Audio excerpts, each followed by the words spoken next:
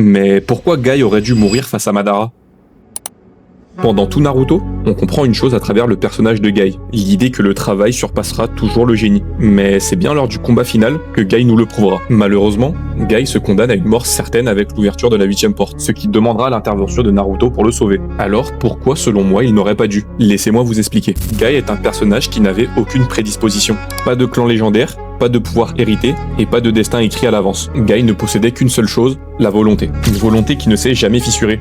Des milliers d'heures d'entraînement, des os brisés et des muscles détruits, mais cette volonté, elle, est restée intacte. Et dans un monde où les génies dominent, il n'était rien. Celui qu'on regardait de haut, celui qui n'avait que le taijutsu, a réussi à transformer cette simple chose en arme absolue. Car quand le monde semblait condamné face à Madara, et que même les plus grands génies étaient impuissants, c'est lui qui a intervenu en ouvrant la porte de la mort, sachant très bien ce que ça lui coûterait. Et c'est là que Madara fit sa déclaration.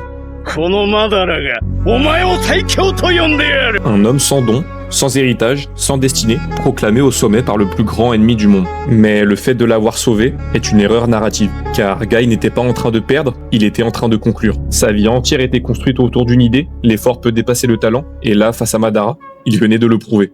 Mourir à ce moment-là, ce n'était pas une défaite, c'était l'accomplissement. Guy venait de prouver une dernière fois que le travail surpasse le génie.